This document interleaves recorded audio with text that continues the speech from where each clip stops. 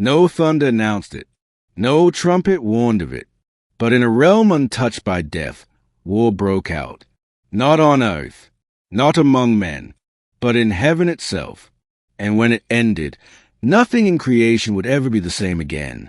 Before time was measured, before dust became flesh, before the first human breath filled the earth, heaven already had a history.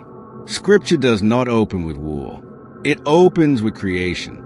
But scattered across the pages of the Bible are fragments, echoes of a rebellion that predated humanity, a conflict so severe that beings of light were cast into darkness, a war so decisive that its consequences still echo through history, temptation, sin, and death.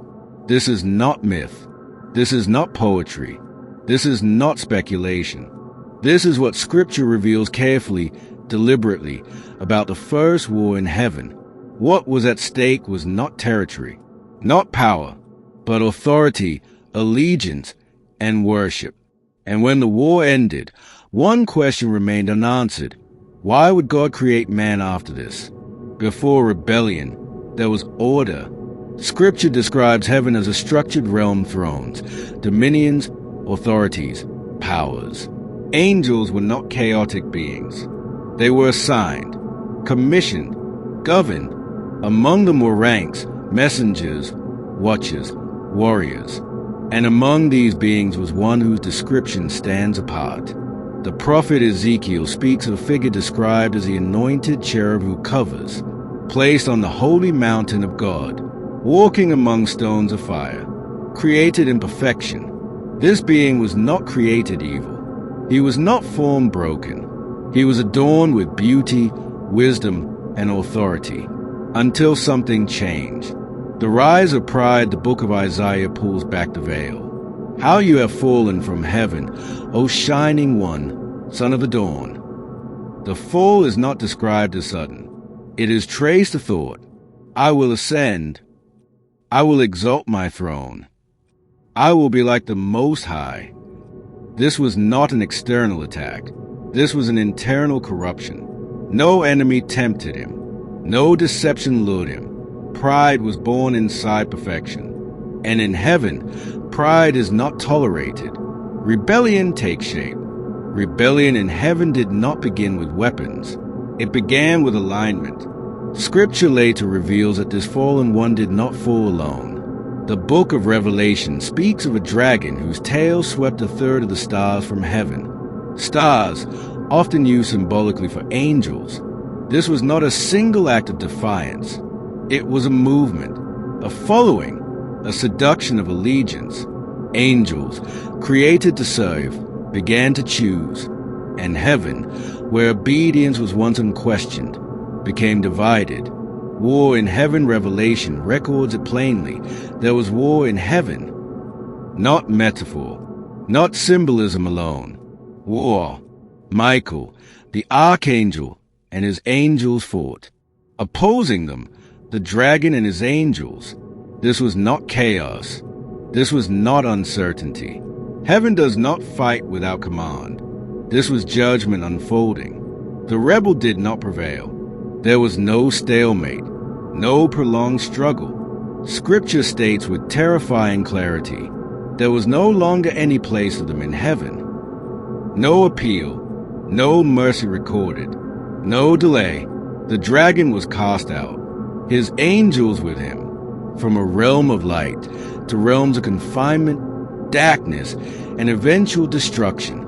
The fall was final. This is critical. The rebellion of angels was met with immediate judgment.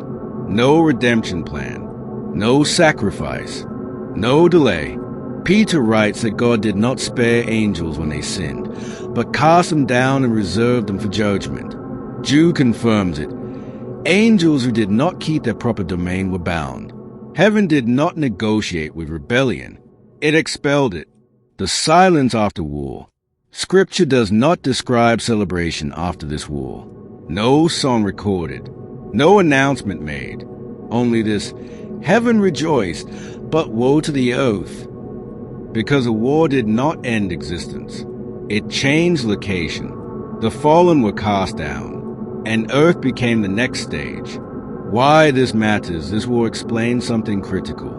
When the serpent appears in Eden, he is not a stranger. He is already fallen, already judged, already hostile. The enemy humanity encounters is not discovering rebellion. He is continuing it, and the war that began in heaven moves quietly into the garden. The first war in heaven reveals something terrifying about God's nature. God is patient with humanity, but he is intolerant of rebellion among those who see fully. Angels rebel with knowledge, with sight, with no veil, and judgment was instant.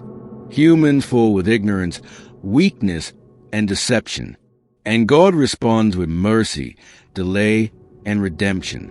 This difference is not favoritism. It is accountability. What God tolerated in Eden, he judged instantly in heaven, and that should cause pause, because rebellion does not always look like violence.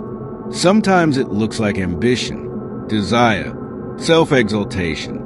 The war in heaven was not about God losing control. It was about God establishing boundaries. No throne rivals his. No will overrides his. No beauty excuses pride. And this war explains why Scripture repeatedly warns, pride comes before destruction, because heaven already proved it. The war ended, the rebels fell, but God was not finished creating. In the next story, you will confront a question that unsettles many. Why would God create man after rebellion had already entered creation? Why place humanity in a universe where fallen enemies still moved? The answer changes everything you think you know about Eden. Do not stop here. Continue with the next video in this playlist.